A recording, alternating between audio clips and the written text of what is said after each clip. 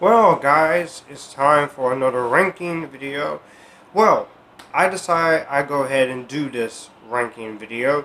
Since the release of Last Jedi is coming next month, I decided to give you guys my updated ranking of the Star Wars movies from worst to best. Now, some of them I like more than others. Some of them I enjoy 100%. And I like all the Star Wars movies. There's not a single one I hate. Now, for this ranking, don't expect the Empire Dreams documentary. Do not expect the Clone Wars saga because you know how I feel about those. I love everything Star Wars.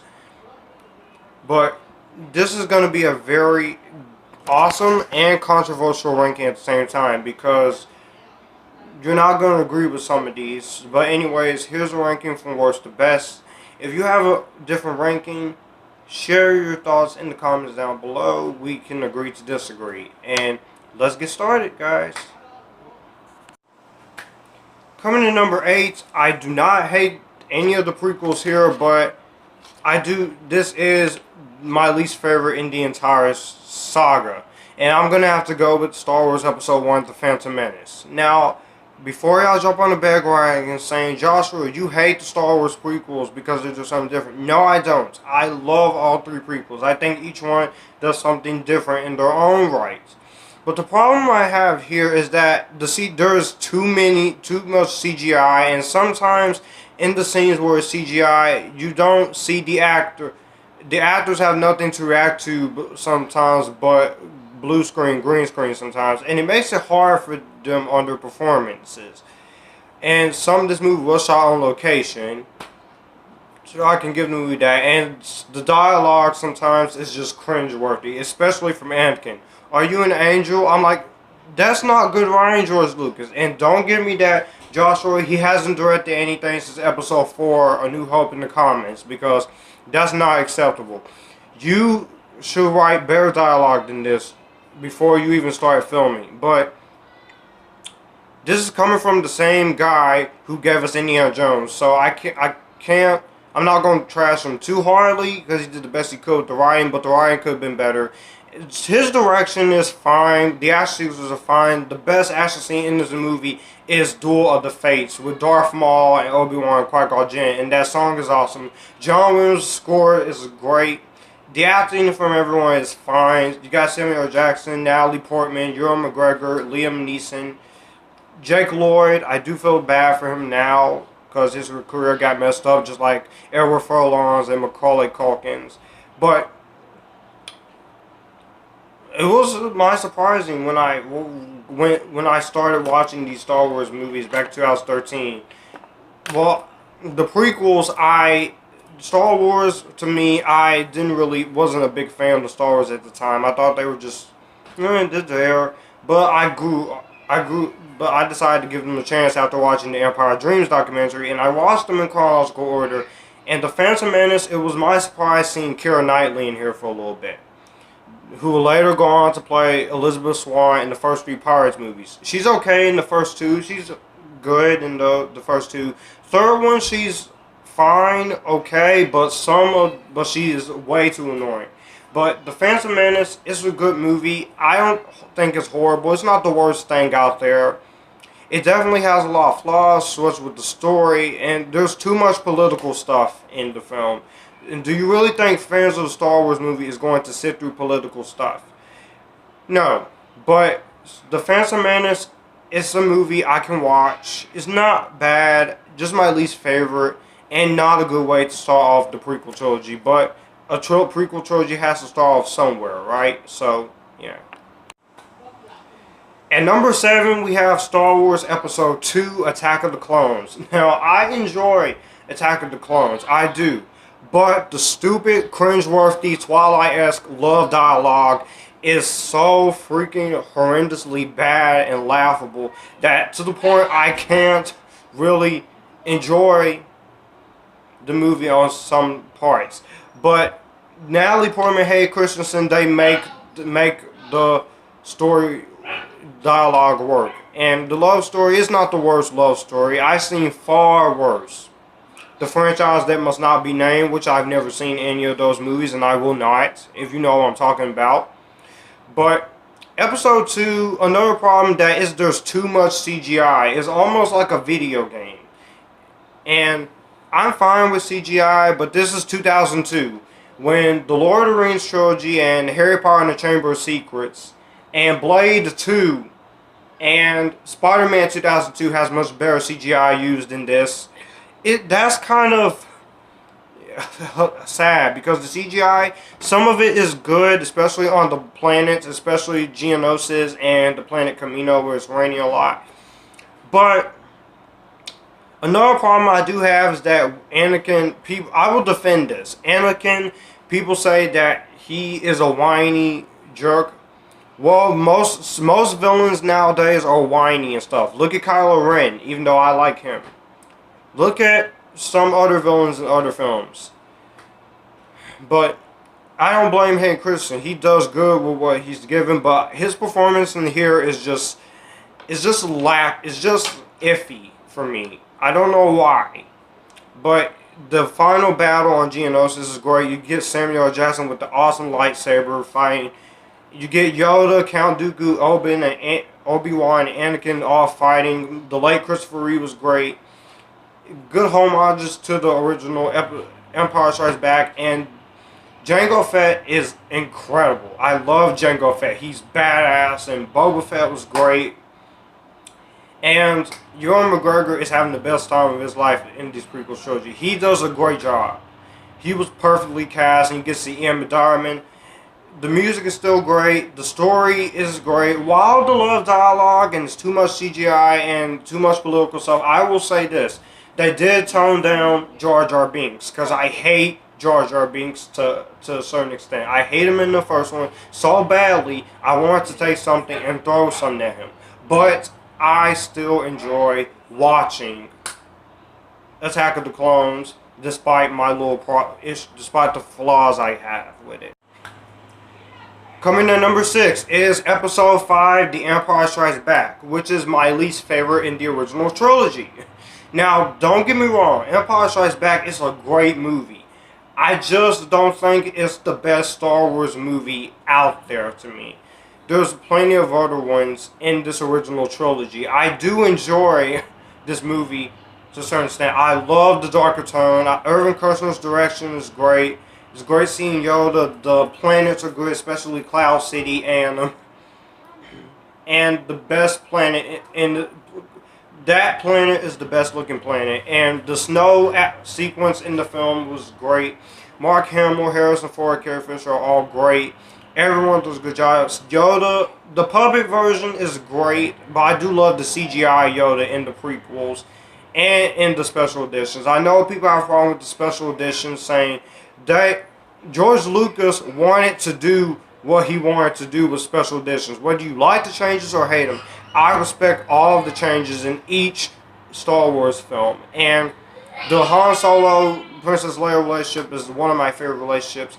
And the problem I do have with this movie, which is more of a nitpick, is that it's slow.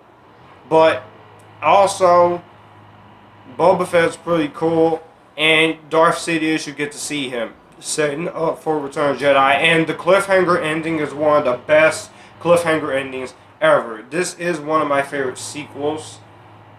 And the I Am Your Father scene has been parodied so many times. Look at Toy Story 2. That was great. So yeah, I have to say congratulations for that. Empire Strikes Back, despite it being my least favorite of the original trilogy, is still a great film and great sequel to A New Hope. Coming in number 5, we have Star Wars Episode 3, The Revenge of the Sith, the best of the prequel trilogies, and what some people can say is the only watchable Star Wars movie. I will say this.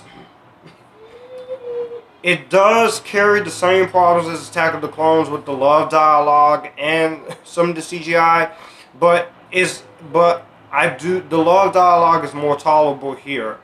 And Hayden Christensen is great as Anakin Skywalker. I love his turn to the dark side. I didn't like him killing the kids, which thank goodness you don't show that. You do see the aftermath, which does hurt.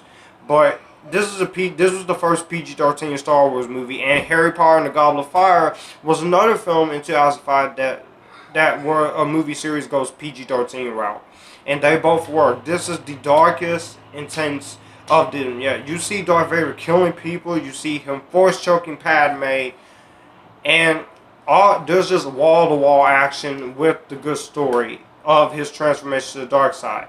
The scene where Anakin gets burned by flames earned this movie its rating, and that is intense when I first watched it in 2013.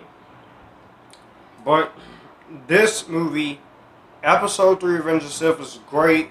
The fight, the opening alone is great, and I wish Christopher Lee was in this movie a little more.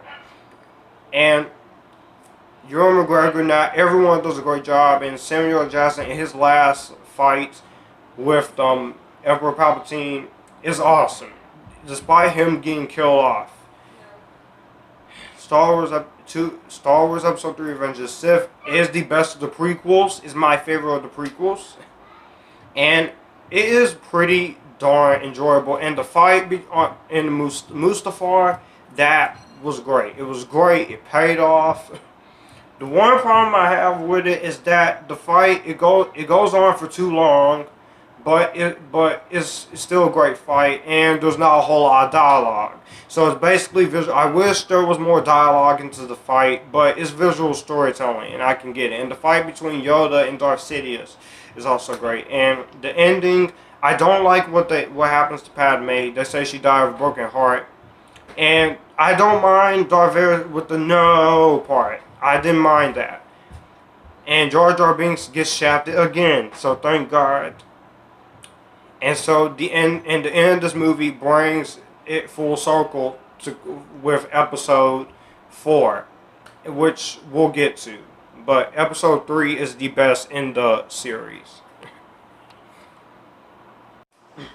Alright guys, before I get to my top 4 favorite Star Wars movies, I'm just here to promote a little bit.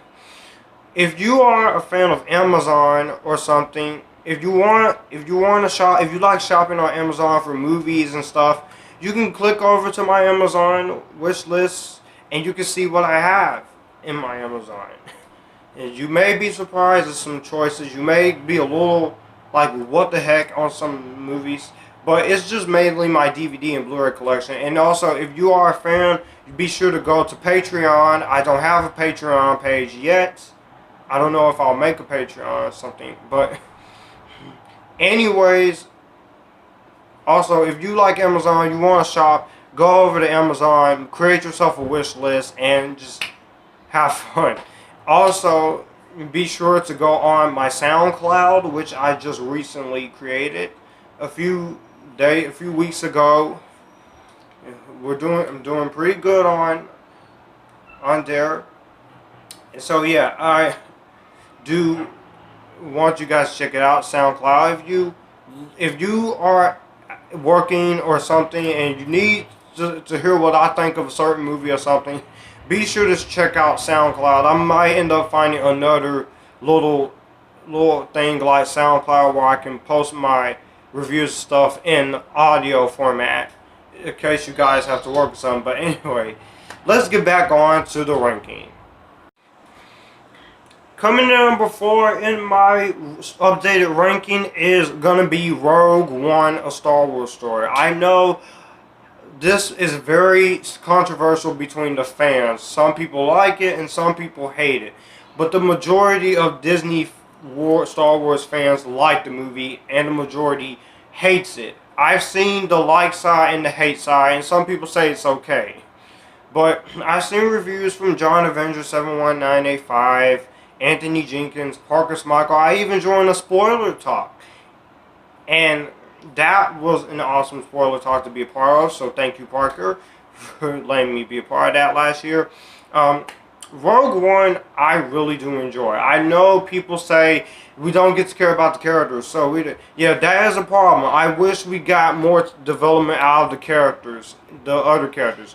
Jen Erso, you get the character development on her, and Felicity Jones, she's badass, she's gorgeous. I don't have a problem with Felicity Jones as an actress. I know some people do, but I like her character. And I like the other characters. Yeah, I did have some problems. I did feel like the movie did suffer a little bit from a reshoot thing. And you can kind of tell that.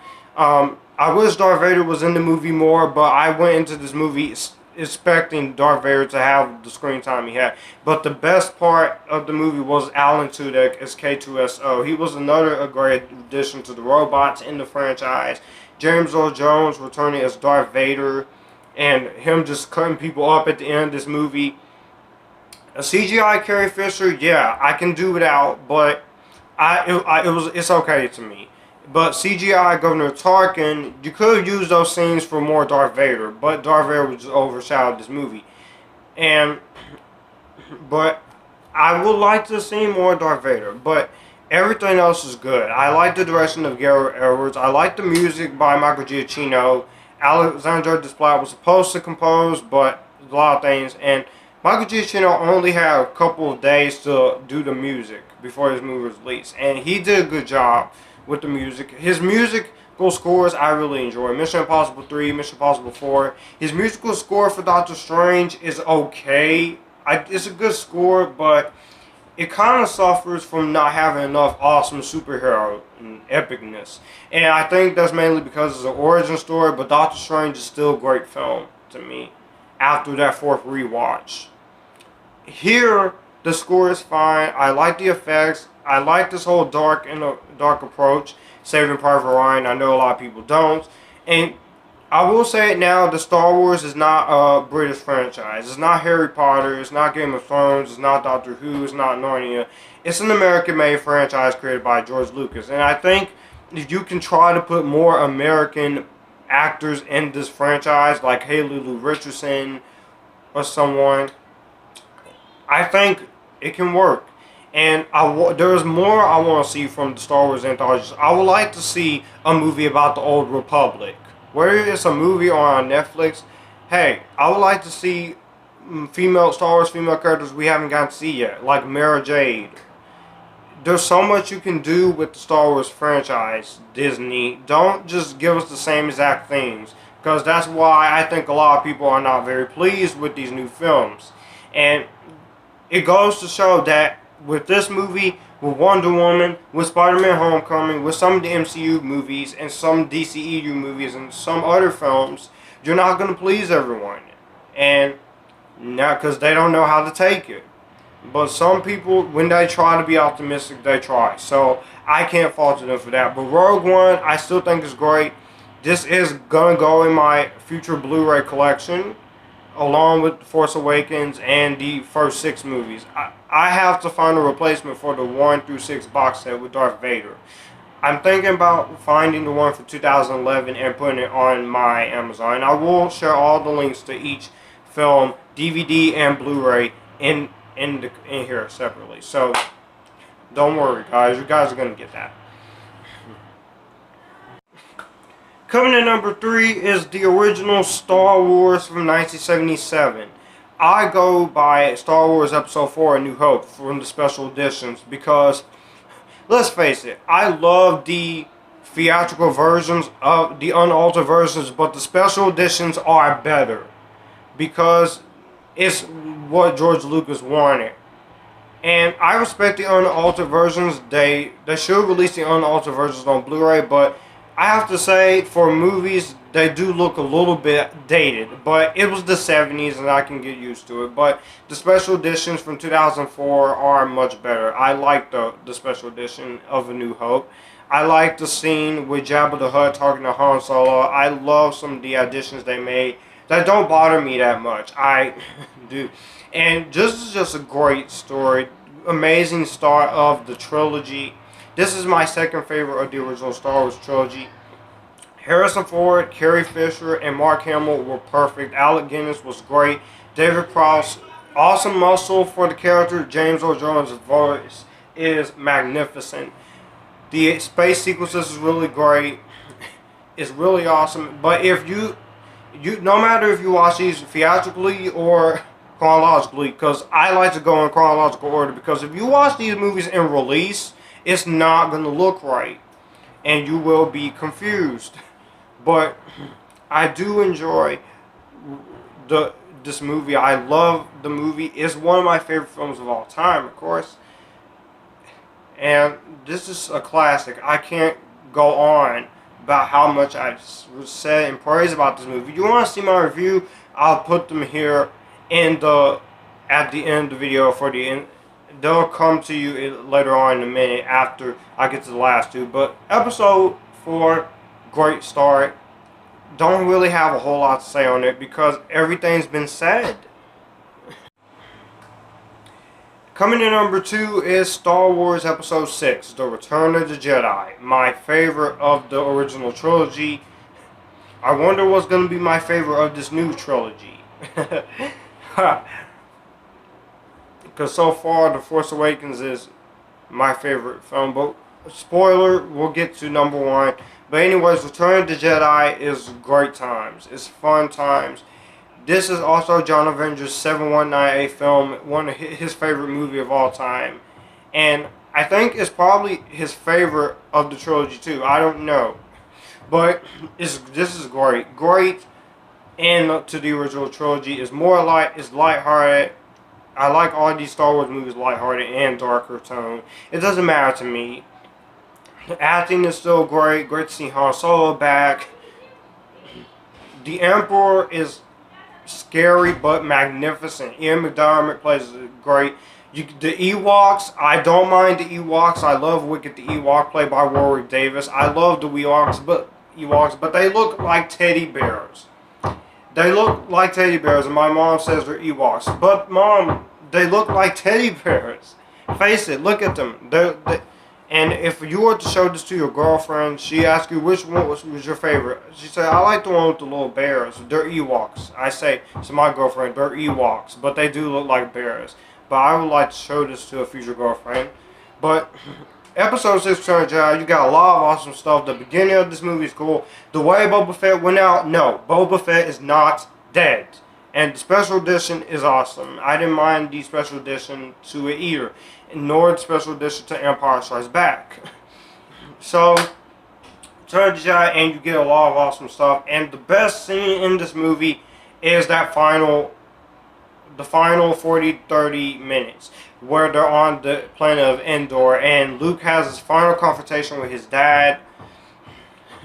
And the best thing in that confrontation is when he says, Father, please.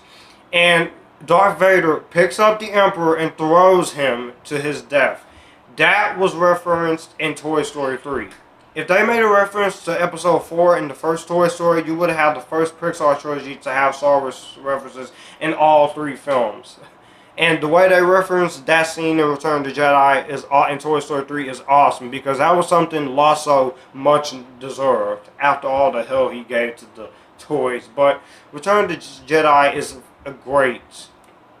And I love the special edition endings where all the planets celebrating. So, yeah, those are my thoughts on Return of the Jedi. But my favorite Star Wars film in this series, I know people bash J.J. Abrams for this. I know people don't like these new films, but I'm going to go with The Force Awakens. I'm sorry if people hate them. This movie was not that bad. For fans who were people who were disappointed with the prequels and like this, I can see why. But I enjoy The Force Awakens. And a lot of other people love Force Awakens. It's an underrated masterpiece. Sure, it's Episode 4 all over again. I can't deny that. But it's basically a new hope for a new generation, as my friend Parker would say. And I love everything in this. I love Kylo Ren. I love the lightsaber look. BB-8 was pretty cool. Daisy Ridley is Rey. I like her. You could have casted someone else like Haley Lou Richardson or Katie Lotz or Rebecca Ferguson. But it doesn't matter who the actress is. And I don't mind what J.J. Abrams as a director. People hate him. Give J.J. Abrams some credit, because without him, I would have not been a fan of Star Trek. Thanks to his Star Trek movie and Star Trek Into Darkness, they made me a fan of Star Trek and made me want to go back and rewatch the other ones. But Star Wars: The Force Awakens is my favorite film in the series. Not my favorite film of 2015. That still belongs to Furious 7. But Star Wars Force Awakens, I think it's a great return. Yeah, Harrison Ford does get killed off, but I didn't mind it. Harrison Ford, he wanted to be killed off, so you were doing him a favor. And another part, you barely get to see Mark Hamill and would say anything. He's only in the movie for 4 seconds, then credits, which means we gotta wait till the next movie. But I'm gonna give the new film a chance, whether if it disappoints me or because it does have a chance of being disappointing from from the people in Nerd Pack who doesn't like these new films. But it's gonna I know it's gonna be good. It's not good. I don't think it's gonna be a rehash of Empire 2.0. You people just go way too far with this. But The Force Awakens, I enjoy. I like the new characters. I like the story in here, and I think this movie it made over $2 billion. A lot of people liked it, but now all you people are hating on it. This is the same thing you did with Avatar, the same thing you did with Titanic, and some people are doing it with The Lord of the Rings. The Lord of the Rings trilogy is much better than a freaking TV show about Lord of the Rings. I don't need it. But The Force Awakens is great. Don't take my word for it. Agree, disagree, that's fine.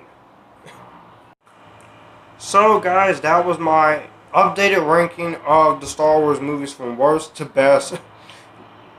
I told you this would be controversial ranking, but this is a pretty interesting ranking for me. Again, if you want, you can go to Amazon and find each one of them. So, let me know what you guys think about Star Wars episode of all this updated ranking. And I will see you guys later. And if you like this, you can come here and we can have a good time. Stay tuned for more stuff. And I'll see you guys.